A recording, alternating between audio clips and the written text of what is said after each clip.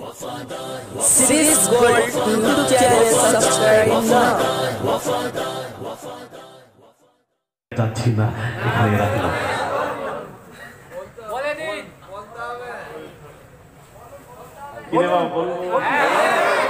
ছেলেরা বলবো এই পাশের গুলো এরকম হলো কেন?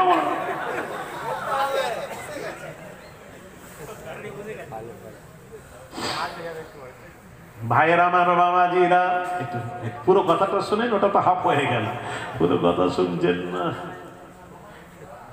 চাটা দাও, বসো, চা খাবো।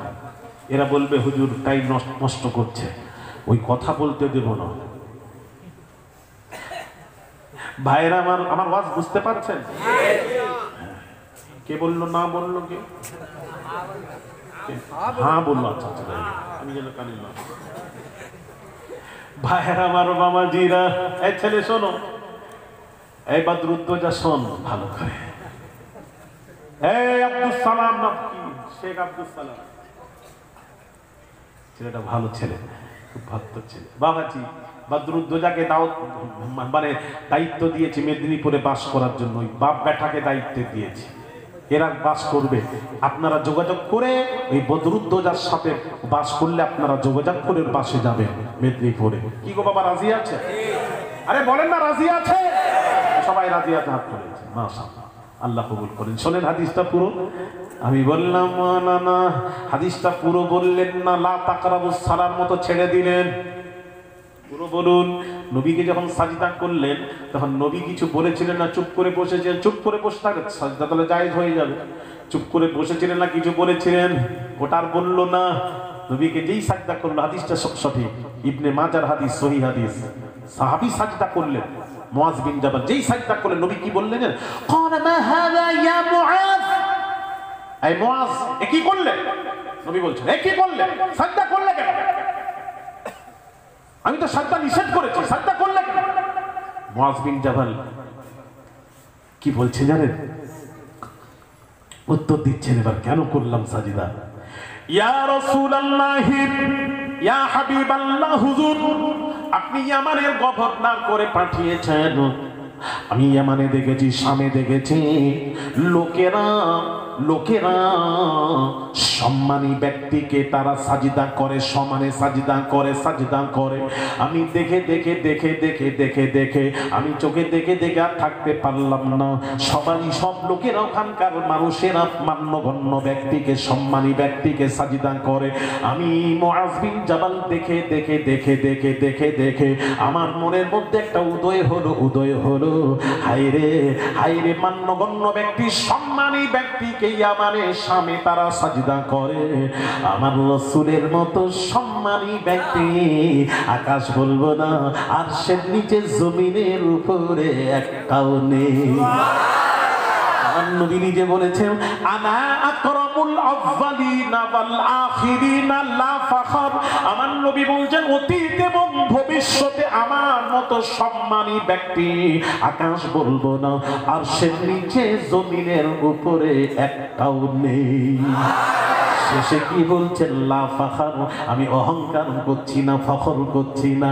ভাইরা আমার বাবাজিরা, হযরত মুআজ বিন জাবাল বললেন, ইয়া রাসূলুল্লাহ, ইয়া হাবিবাল্লাহ, হুজুর আমার মনের মধ্যে উদয় হলো, আমার নবীর মতো সম্মানী ব্যক্তি আকাশ বলবো না, আরশের নিচে জমিনের উপরে একটাও নেই। তারা যদি মান্যগণ্য ব্যক্তিকে, সম্মানী ব্যক্তিকে সাজদা করতে পারি, আমাদের লোক, শামের লোক, তাহলে আমি নবীকে কেন সাজদা করব না? আজকে আমি নিয়ত করেছি ডাইরেক্ট যাব রাসূলের কাছে গিয়ে যদি বলি, ইয়া রাসূলুল্লাহ সাজদার অনুমতি দিন। ইয়া রাসূলুল্লাহ, একদিন আবু বকর দাঁড়িয়ে আছেন, বকরিগুলো এলো, আরেক রিওয়ায়াত, অন্য রিওয়ায়াতে বকরিগুলো এলো, আমার নবীকে দেখার সাথে সাথে সাজদায় পড়ে গেল, আরো জোরে সাজদা করে বকরি চলে যাচ্ছে। তখন আবু বকর সিদ্দিক রাদিয়াল্লাহু তাআলা আনহু বলেছিলেন, ইয়া রাসূলুল্লাহ, ইয়া হাবিবাল্লাহ, আল্লাহ হুজুর, বকরি যদি আপনাকে সাজদা করতে পারে তার চেয়েও বেশি হকদার আমি আবু বকর। আপনি আবু বকরকে অনুমতি দিন, আবু বকর আপনাকে সাজদা করব। নবী তখন আবু বকরকে বললেন, আবু বকর রে, সাজদার অনুমতি দিলে শরীয়তে মুহাম্মাদিতে সাজদার অনুমতি দিলে স্ত্রীদেরকে বলতাম তোমরা তোমাদের স্বামীকে সাজদা করো। আল্লাহ নবী অনুমতি দিলেন না, আবু বকরকে রুকে দিলেন। তাই মুআজ বিন জাবাল বললেন, ইয়া রাসূলুল্লাহ, ইয়া হাবিবাল্লাহ হুজুর, আপনার কাছে এসে যদি সাজদার অনুমতি চাইতাম আপনি দিতেন না, সাজদার অনুমতি দিতেন না। আবু বকরকে দেননি, অন্য সাহাবীকে দেননি, আমাকেও দিতেন না। তাই আমি আজকে সিদ্ধান্ত নিয়ে নিয়েছি আমার নবীর কাছে অনুমতি নেব না, অনুমতি ছাড়াই ডাইরেক্ট রাসূলের কাছে যাব আর সাজদায় পড়ে যাব।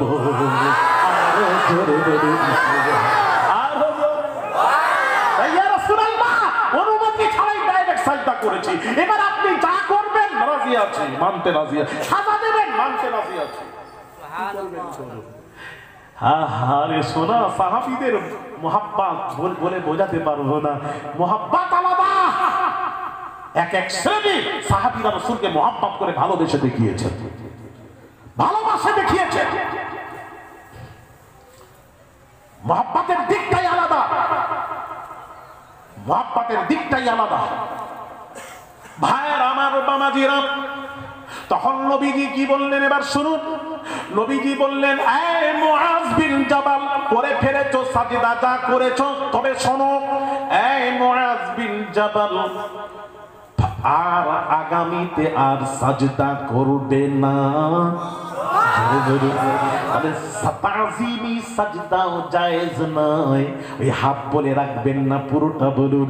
তাজিমি সাজদা থেকেও আমার নবী নিষেধ করে দিয়েছেন, এই তাজিমি সাজদাও হারাম হারাম হারাম হারাম বলে যাচ্ছি, আমি প্রমাণ করাবো, হারাম প্রমাণ করিয়েছি, আপনি জায়েজ প্রমাণ করেন এক জায়গা থেকে। শরীয়তে মুহাম্মাদিতে তাজিমি সাজদাও জায়েজ নয়, হারাম, তবে শিরক নয়, হারাম।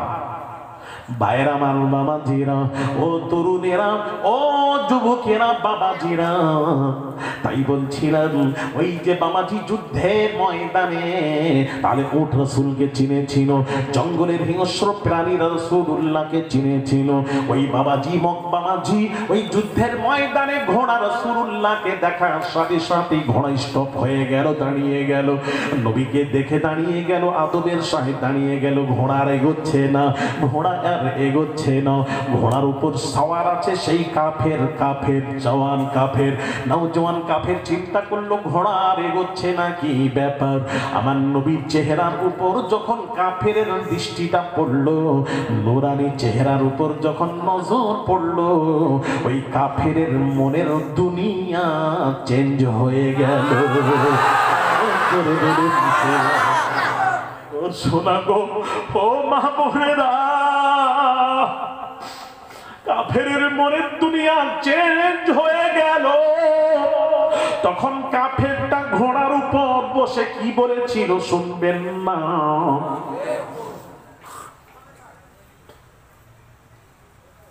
শুনবেন না, কাফের ঘোড়ার উপর বসে বলল, কাফের ঘোড়ার উপর বসে বলছে, এই মুহাম্মদ সাল্লাল্লাহু আলাইহি ওয়াসাল্লাম, এই মুহাম্মদ বলো, যদি তোমার ওই মুহাম্মদ বলো, কলমা পড়ে যদি মুসলমান হয়ে যাই, আমি যদি মুসলমান হই, তার বিনিময়ে তুমি আমাকে কি দেবে? জুড়ে জোরে বলে কাফের নবীকে বলছে, আমি যদি কলমা পড়ে মুসলমান হয়ে যাই, তার বিনিময়ে আমাকে কি দেবেন, কি দেবেন, কি দেবেন? আমার নবী কি বলেছিলেন শুনবেন না? এটা মেদিনীপুরে বলবো না, আজকে সত্যি বলবো, মেদিনীপুরে ওয়াদা করছি বলবো, ওয়াদা করছি মেদিনীপুরে বলবো, বিশ্বাস করেন বলবো, হাতে হাত রেখে বলছি বলবো। পিছন থেকে কোনো কথা আসছে না, তোমরা শুনলে পরে শোনাবো। পেছনের ছেলেরা বলেনি কেন? আমার উপরে 10টা টু 12টা করে যাবেন হুজুর, আমাদের মন খারাপ, এই জন্য আপনার সাথে বেশি কথাবার্তা আর বলছি না। এই তো হ্যাঁ বলছে, আমি ঠিক ধরেছি, তাহলে রোগটা ধরেছি এদের। তাই বলে একটা রোগ কোথায় আছে? হ্যাঁ, রোগ ডাক্তারের কাছে, বড় ডাক্তারের কাছে গেলে আগে রোগ ধরে, রোগ নির্ণয় করে, তারপর ডাক্তার চিকিৎসা করে। আমিও যেখানে জলসায় যাই আগে রোগ ধরি, তারপর ওয়াজ করি। আমি বুঝতে পারি কোথায় কি দরকার আছে। অনেক জায়গায় কি করে, অনেক জায়গায় বলে হুজুর আমরা তো বলবো মনে করেছিলাম আপনি এই সম্পর্কে ওয়াজ করবেন, পুরো হুবহু হুজুর একদম ঠিক হয়েছে। আমি তো আগে নির্ণয় করে নি বসার সাথে সাথে, গাড়িটা এমনি পেকেছে। ছেলেরা, মা বোনেরা ভালো করে শুনবেন, ওয়াজ কি বুঝতে পারছেন? কত মানুষ কিভাবে দাঁড়িয়ে আছে, জায়গা নেই, জায়গা নেই। এইবার জায়গা বাড়াও, স্কুল ভাঙো, জায়গা বাড়াও, না হলে পুকুরটাকে ভরাট করো। আব্দুর রাজ্জাকের পুকুরটাও বোধহয় ভাগে আছে, ওটাও ভরাট করো। হ্যাঁ, ওর একারই, ওটাকে ভরাট করে তাড়াতাড়ি আল্লাহর জমিন, কেউ কিছু বলবে না, ভরাট করো। কেউ কিছু বলতে গেলে বিচারে বসবো, আল্লাহর জমিনে আমরা সব করব, কেউ বাধা দেবে না।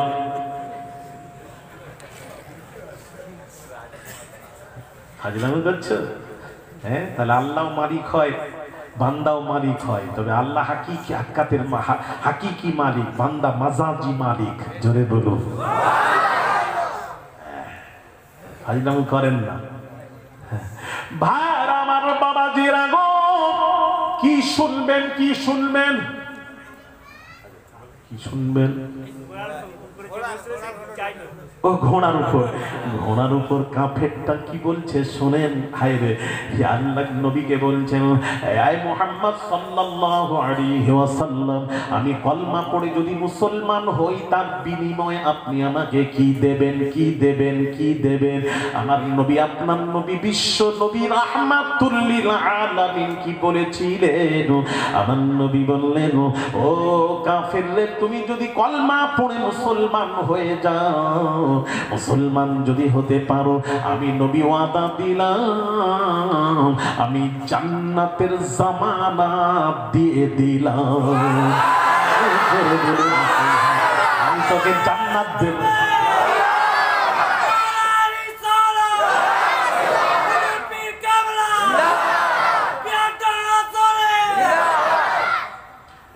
নবী বললেন, আমি তোকে জান্নাত দেব।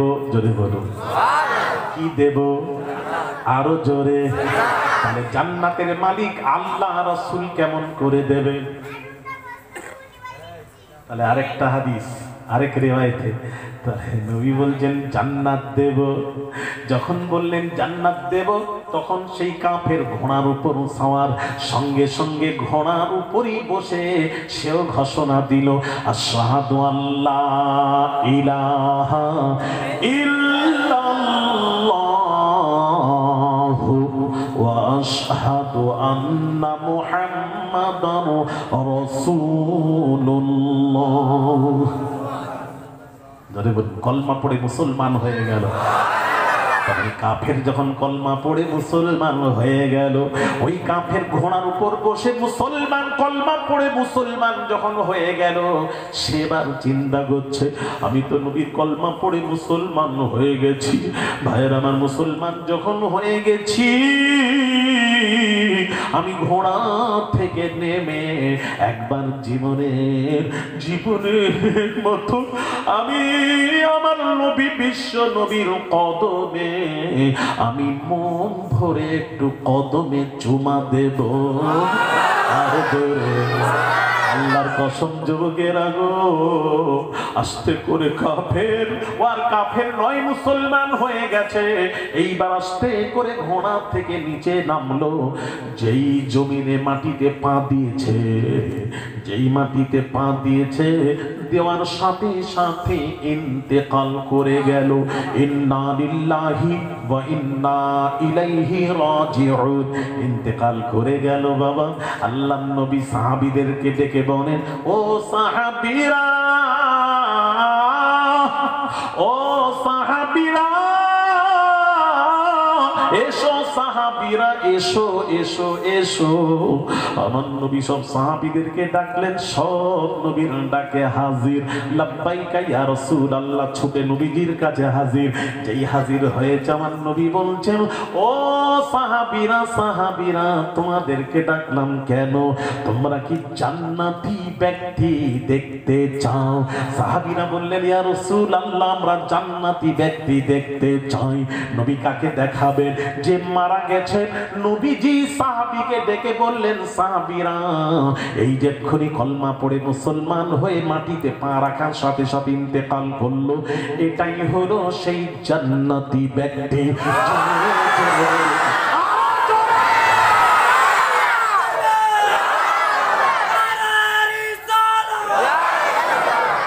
ও সোনার যুবকেরা গো, ও মা বোনেরা, মা বোনেরা, আমি আলিয়াস, এটা হাদিস, আমি আলিয়াস গরিবার বলতে চাই, এই তো কলমা পড়েছে, একটা জীবনে সাজদা জীবনে দেয় না, জীবনেতে একটা সাজদা দিল না, গোসলটাও করলো না, খালি কলমা পড়েছে, সাজদা দিল না। তাহলে নবী বলছেন জান্নাতি ব্যক্তি দেখে নাও, দেখে নাও। আর ওই মৌলবি কি বলছে? তাহলে বোঝা গেল সাজদা, ওই মৌলবি বলছে না সাজদা করলে জান্নাতের বন্ধু হয়ে থাকতে পারবে, সাজদা না করলে জান্নাতের বন্ধু হয়ে থাকতে পারবে না। তাহলে উনি মুফতি সাহেব বোঝাতে চাচ্ছেন সাজদাই তোমাকে জান্নাতে নিয়ে যাবে। তাহলে আমি আলিয়াসগারের প্রশ্ন, তাহলে এই যে কাফের ছিল মুসলমান হয়ে খালি কলমা পড়েছে, একটা জীবনেও সাজদা দেয় না, নামাজ নেই, রোজা নেই, হজ নেই, সাজদা দেয় না, গোসলটাও করে না, তাহলে এই জান্নাতি কেমন করে হলো? তাহলে বোঝা গেল জান্নাতে সাজদা জান্নাতে নিয়ে যেতে পারে না, পারে না, পারে না। আপনাকে আমাকে জান্নাতে নিয়ে যাবে আমার আপনার ঈমান, ঈমান, ঈমান। কথা ঠিক না বেঠিক? এই ছেলেরা কথা ঠিক না বেঠিক? এ মুফতির খবর নাই, এরা মনে করে সাজদাই জান্নাতে নিয়ে যাবে। আমি আলিয়াসগার চ্যালেঞ্জ ঘোষণা দিলাম, সাজদা কখনো জান্নাতে নিয়ে যেতে পারে না, পারে না। যদি বলেন সাজদা জান্নাতে নিয়ে যেতে পারে না, আমার কাছে দলিল আছে। দলিল বুখারী শরীফ 2য় খণ্ড, তুলুন 2য় খণ্ড। এত নামাজ পড়ে, নাম হলো জিলখাস বিন তামিমি নামক এক ব্যক্তি। বাবাজি নবীর হাতে হাত দিয়ে কলমা পড়েছে। বাবা এত নামাজ পড়ে, ওকে সব সময় কোনো কাজে কেউ দেখতে পায় না। যখন দেখে তাকে ওযু করতে দেখতে পায়, মসজিদে নামাজ পড়ছে, পড়েই যাচ্ছে, পড়েই যাচ্ছে, সারা দিন সারা 24 ঘন্টা নামাজ পড়ছে, ওযু করছে, নামাজ পড়ছে। তার কাজ হলো এত নামাজ পড়নেওয়ালা, এত নামাজ পড়নেওয়ালা। আমার নবী গনিমতের মাল বন্টন করছিলেন, এমন সময় ওই নামাজি জিলখাস বিন তামিমি, বুখারীর 2য় খণ্ড, সে ডাইরেক্ট এসে নবীকে বলছে, এই আল্লাহর রাসূল বন্টনটা ঠিকভাবে করবেন। নবীকে বলে পেছন করে চলে যাচ্ছে। যেই পেছন করে চললো, কত বড় বেয়াদবি করলো নবীজির শানে। ভাইরা আমার, বামাজিরা, আমাদের শানে, পীর ওলির শানে বেয়াদবি করলে ঈমান যাবে না, বাপ মায়ের সাথে বেয়াদবি করলে ঈমান যাবে না, গুনাহ হবে।